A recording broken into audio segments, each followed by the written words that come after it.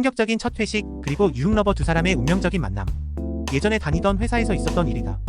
입사한 지 한 달도 안 됐었는데 신규 직원 환영회도 할 겸 회식을 한다는 공지가 올라왔다.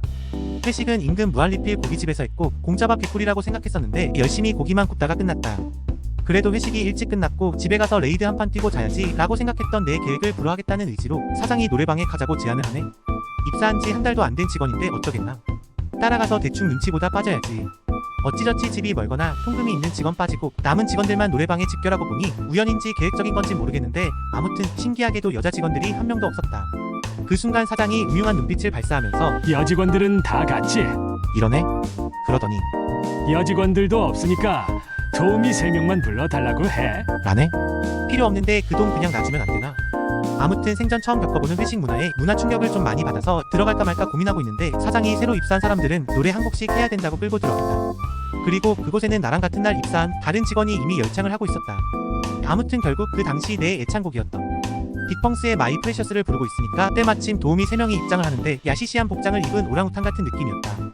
뭔가 재치은 기분이 들기도 하고 이탈하게 구렁텅이에 있기도 싫고 저 늙은이들이랑 있기는 더 싫고 도우미 아줌마들 향수 냄새도 역하고 집에 가서 레이드 뛰고 싶은 마음이 간절해서 노래 끝나자마자 90도로 인사하고 나왔다. 죄송하긴 하지만 킬제대는 잡아야죠. 아무튼 이제 집에 가려는데 노래방 카운터에 고인물 직원들이 맥주 구매하고 있었다. 근데 30개 결제 후에 15개만 가져가고 15개분은 수수료 떼고 현금으로 바꾸네. 한두 번 해본 솜씨가 아니구나 하고 감탄하고 있는데 화들짝 놀라면서 못 본 걸로 해달랜다. 유엔이에 많이 하세요. 그리고 노래방을 나와서 건물 입구로 나오니까 또 다른 고인물 직원 둘이 대화하고 있었는데 대화 내용이 니네 엄마 앞에서 입 조심해. 이거 얘기하면 큰일 난다. 너도 참 대단한 아빠를 뒀어. 저럴 거였으면 너 보내고 하던가. 대충 이런 식으로 얘기했던 것 같다. 아무튼 날 보더니 벌써 가냐면서 조심해서 가라며 서둘러 보내길래 저게 무슨 대화인지는 물어보지 못했다. 그리고 다음날 회식 비하인드 스토리를 들었는데 이날 회식 때는 두 가지 이슈가 있었다고 한다. 첫 번째는 노래방 도우미들이 나랑 같이 입사한 직원을 알아보고 굉장히 친한 척을 했다고 한다.